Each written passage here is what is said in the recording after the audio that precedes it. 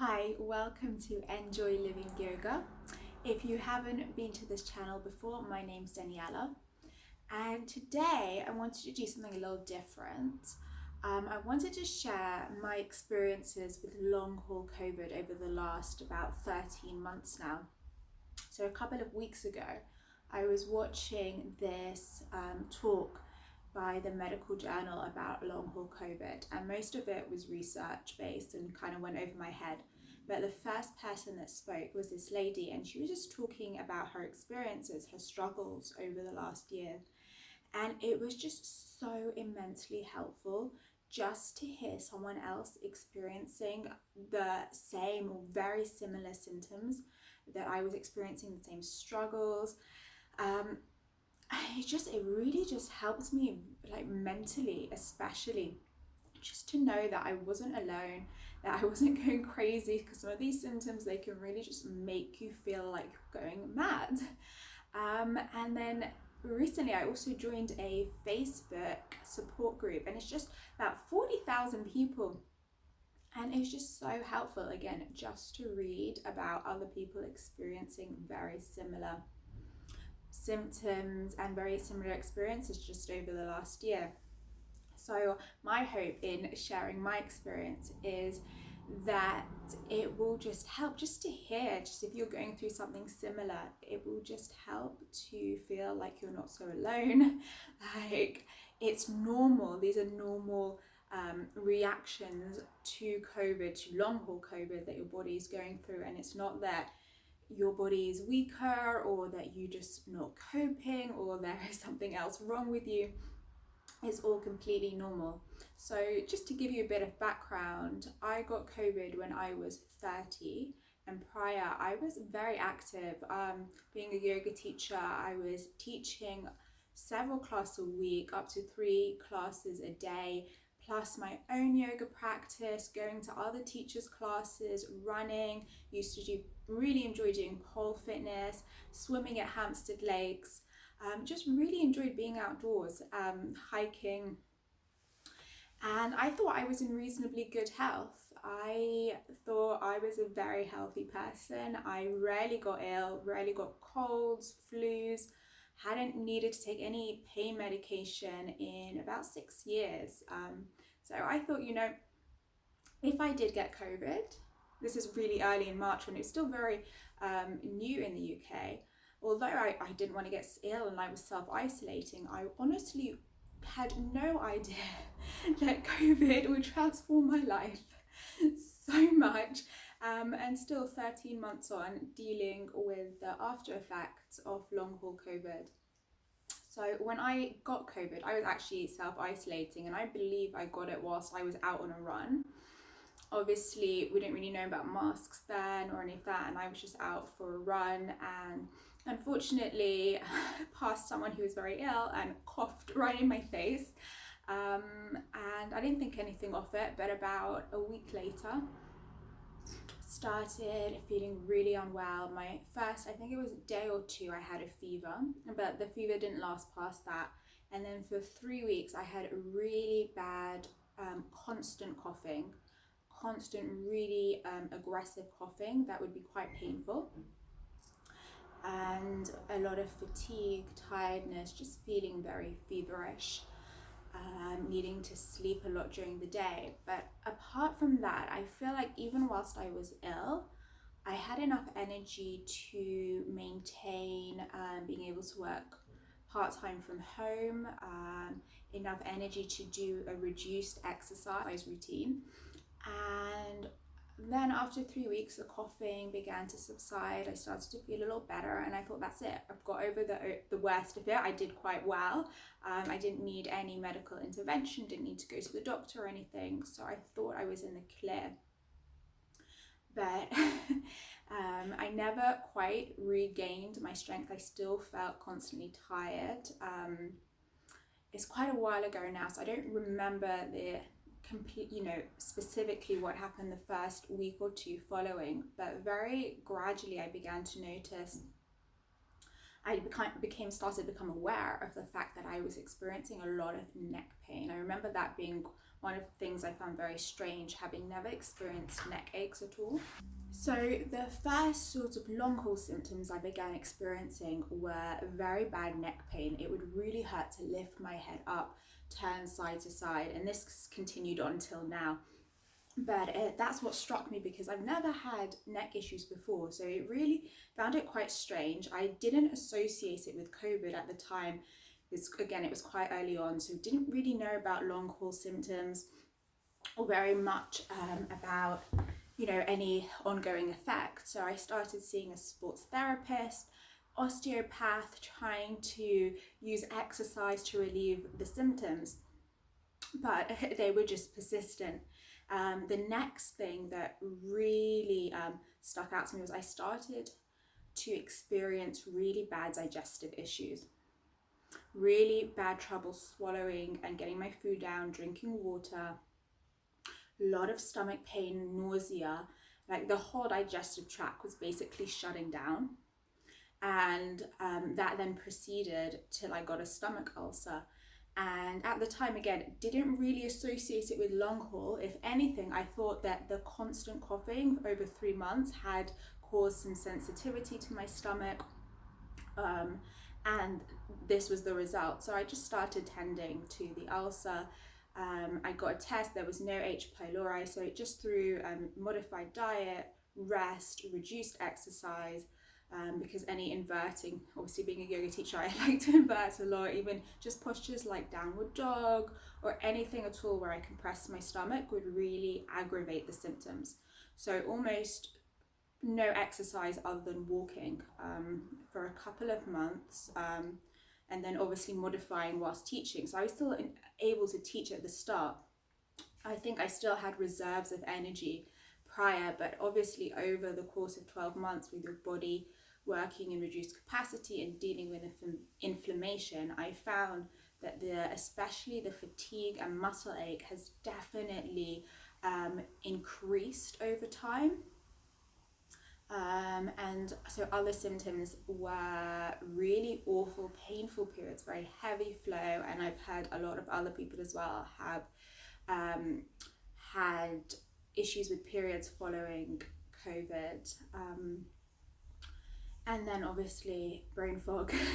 Brain fog has been very challenging. I have done some very stupid things over the last year.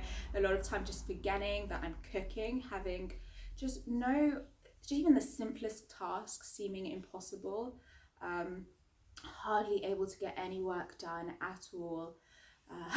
On one of my worst days, I made myself a protein shake, and it was only after I finished drinking it that I realized I had forgotten to put the protein in, and the whole time I was drinking I was thinking, wow, this is so creamy, how did I blend the protein so well into my drink?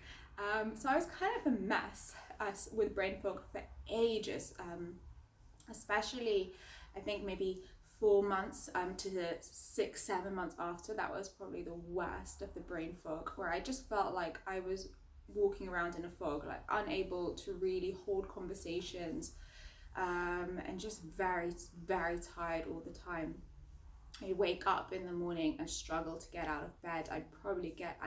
I naturally love to get up early. I'm a morning person, but for the last year it's been a struggle to get out of bed for 9 a.m. and then I'd eat breakfast, try and hold myself up for an hour, and then I'd be in sleep again. I couldn't get out of bed, and I'd lay in bed again for an hour, 2 hours, get up around lunchtime, eat, go for a walk, and then go back to sleep. And most days I'll have maybe 2-3 hours between 6 to 8-9 p.m. where I could feel like I could actually do anything, like I could go about all those essential tasks that I need to do just to, take care of myself, take care of my home. It can drive you a little crazy, just feeling like you can't do anything, can't contribute, can't live your life. Sleep would be very challenging. I'd have insomnia for days and days at a time, maybe sleeping a couple of hours here and there, having really bad hot sweat. So initially, also considering it was periods and hot flushes I was experiencing, I thought maybe I was going through early menopause, and started to, contact the doctor trying to get tests done, because I honestly just didn't know what was going on with my body. My body was, it was unrecognizable. I didn't recognize myself. I didn't feel for such a long time, and even now, there's some days where it just feels really challenging just to participate with life, in a sense, just to do anything, to have any motivation. And then on the flip side, on the days that I push myself, that I'd push past my limit and try and do the things I thought were important, then days following I'd be hit with really bad fatigue, waking up feeling like I'd almost been hit by a bus, like when you have really bad flu and your eyes are watering and your throat is sore. And it would just be a case of resting, doing nothing but resting for days or weeks until I could build up again. And it's just kind of a yo-yo effect. You overdo, you overexert, you're back in bed. You rest. You feel a little bit better, you start getting excited, making plans, trying to live life again. And then look, you do one thing, or like 5 minutes too much exertion, or not sleeping in the afternoon, resting, not sleeping so well at night, and it's back again, and it's about rebuilding. And yeah, it's just been very, very challenging. I used to, as I said, teach multiple classes a week, and now I'm struggling to teach one class a week. And it just can be very, very depressing, like so depressing, so essentially it just feels like life is carrying on but leaving you behind. And all I want to do is be able to live. Like, I have so many ideas, things I want to create, things I want to do. And as soon as I start feeling better, my hopes come up. I start making plans, start trying to, if I feel a little bit better, then maybe I can do this. And if I feel a little bit better than that in a few days, maybe I can do this. And at this point, I just know that I need to rest. I don't want to go. I've had 3 really good weeks. So January, February, I really tried to get back to my normal schedule. I was teaching 5 to 6 classes a week online, and I was feeling really proud of myself. I was pushing myself. I felt tired every day, but I would push myself to teach. And it brought me so much joy to be able to teach classes. I love doing yoga. I love teaching yoga. Throughout this period, I did not have any personal practice because I had no energy to move. But I would push myself every single day to get in front of the camera and teach the best class I could teach. And I felt like by doing this, firstly, that I could get away with it. And secondly, that it had to be a good thing. It had to be a good thing that I was able to do it. But then towards the end of February and the whole of March, I could barely move. My body just crashed. I don't think I had a single good day during that whole period.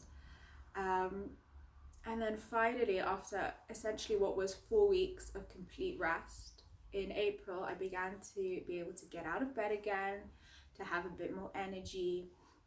I'm not saying loads of energy. As I said, I'm still struggling to teach 1 class a week. And in fact, I was supposed to teach today and had to cancel because I finally learned that it's better right now for me to not push myself, to rest when my body indicates that I need to, because otherwise maybe I can get away with it and I feel like, and I teach the class and I can function fine the rest of the day, but the next day I'm going to wake up and it's going to be back to square one and just a case of rebuilding, and I just don't want to get back to that place again.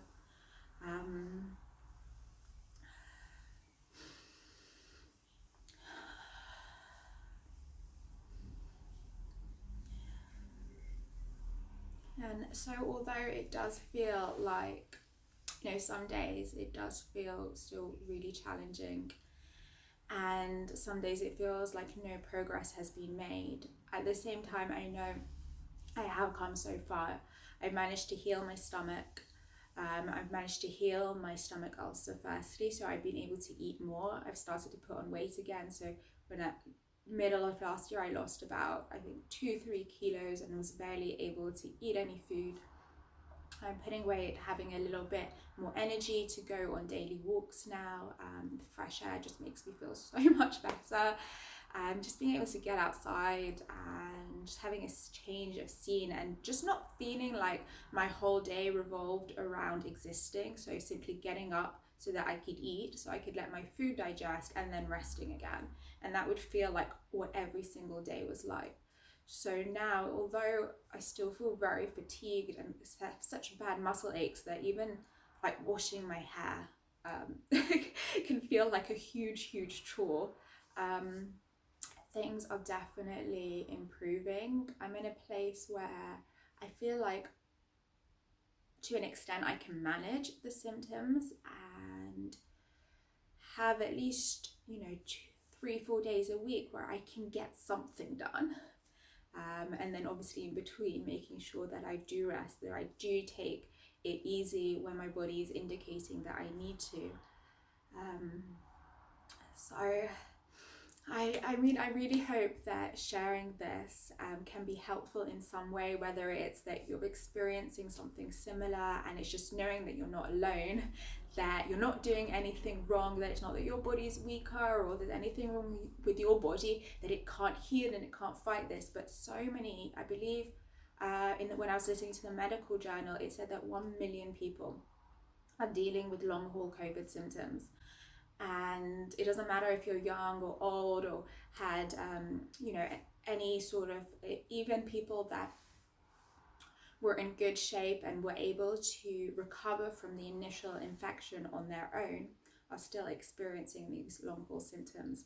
So as I said, I really hope that me sharing this has been helpful, if simply just that you're not on your own and that someone else is experiencing the same thing that you are.